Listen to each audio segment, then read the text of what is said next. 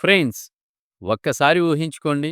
మీ ఫోన్‌లో ఛార్జింగ్ అయిపోతుందన్న భయం మీకు అసలు లేకపోతే ఎలా ఉంటుంది?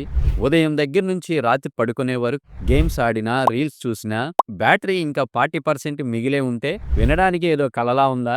కానీ రియల్‌మీ ఈ కలలను నిజం చేస్తూ తీసుకొచ్చిన కొత్త బీస్ట్ రియల్‌మీ P4X. మార్కెట్‌లో ఇప్పటికే 100 ఫోన్లున్నాయి. అది కూడా 144 హెర్ట్జ్ రిఫ్రెష్ రేట్‌తో, 7000 ఎంఏహెచ్ బ్యాటరీ మరియు మిలిటరీ గ్రేడ్ బిల్డ్ క్వాలిటీతో వస్తున్న ఈ ఫోన్ నిజంగా కిల్లర్ డీలా? లేక పేపర్ మీద స్పెసిఫికేషన్ చూపించి మభ్యపెడుతుందా? ఈ వీడియో చివరిలో మీకే క్లారిటీ వస్తుంది.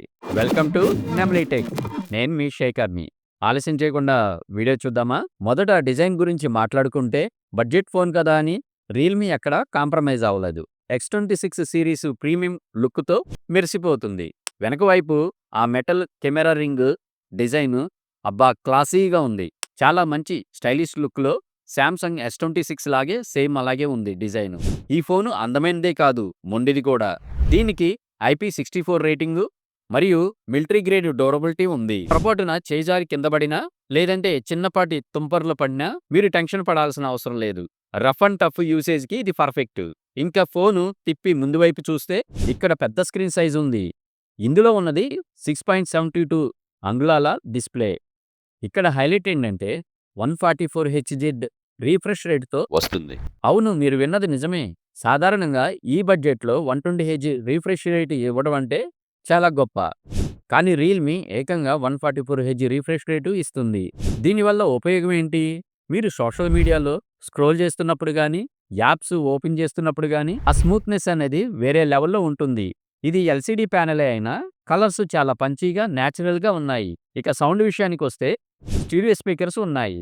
ఇవి ఎంత లౌడ్‌గా ఉన్నాయంటే ఒక చిన్న రూమ్‌లో బ్లూటూత్ స్పీకర్ అవసరం లేదు. సరే, డిస్ప్లే బాగుంది, డిజైన్ బాగుంది.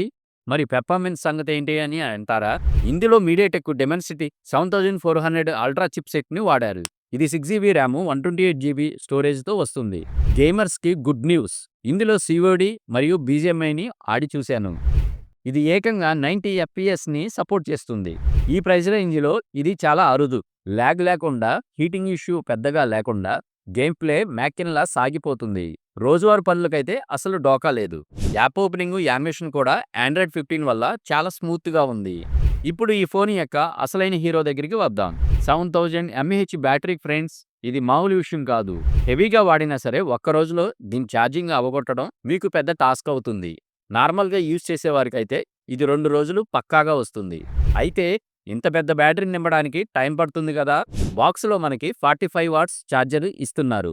చాలా కంపెనీలు ఛార్జర్స్‌ని ఇవ్వట్లేదు. 0 నుండి 100% అవ్వడానికి 90 మినిట్స్ పడుతుంది. టైం కొంచెం ఎక్కువే అయినా ఒక్కసారి ఛార్జ్ చేస్తే 2 రోజుల దాకా మనం ఛార్జింగ్ పెట్టాల్సిన అవసరం లేదు. The bitter truth. అన్నీ ప్రోసేనా, మరి కాన్స్ ఏం లేవా? ఈ ఫోన్‌లో జీర్ణించుకోవాల్సిన కొన్ని కఠినమైన నిజాలు, కాన్స్ ఉన్నాయి. అవేంటో ఇప్పుడు చూద్దాం. మొదటిది డిస్ప్లే 144 హెర్ట్జ్ రిఫ్రెష్‌తో ఇస్తున్నారు, బాగుంది. కానీ ఇది ఎల్‌సీడీ ప్యానెల్‌తో ఇస్తున్నారు. ఈరోజు 15,000 బడ్జెట్‌లో చాలా కంపెనీలు AMOLED డిస్ప్లేలు ఇస్తున్నాయి. మీరు రాత్రిపూట సినిమాలు చూసేటప్పుడు నలుపు రంగు డీప్‌గా కనిపించదు. కొంచెం గ్రేయిష్‌గా కనిపిస్తుంది. అవుట్‌డోర్‌లో బ్రైట్‌నెస్ కూడా AMOLED లాగా అంత ఉండదు. రెండవది కెమెరా.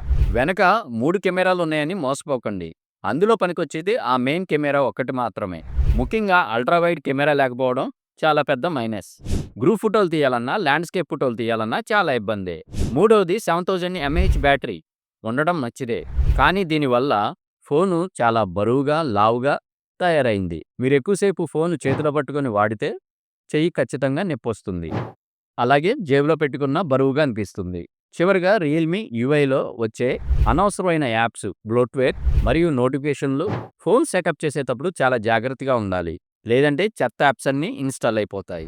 సో ఫైనల్‌గా రియల్‌మీ P4X ఎవరి కోసం? మీరు పక్కాగా గేమర్ అయితే, మీకు బ్యాటరీ లైఫ్ ప్రాణమైతే, డిస్ప్లే క్వాలిటీ ఎల్‌సీడీ అయినా అడ్జస్ట్ అవ్వగలిగితే ఇది మీకు బెస్ట్ చాయిస్. కానీ మీకు చేతిలో ఫోను స్లిమ్‌గా ఉండాలి, మంచి సినిమా ఎక్స్‌పీరియన్స్ AMOLED కావాలి, అల్ట్రా వైడ్ ఫోటోలు తీయాలనుకుంటే ఈ ఫోన్ జోలికి వెళ్ళకండి. మరి మీరేమంటారు? 7000 ఎంఏహెచ్ బ్యాటరీ కోసం ఈ ఫోన్ మీరు తీసుకుంటారా? కింద కామెంట్స్‌లో చెప్పండి.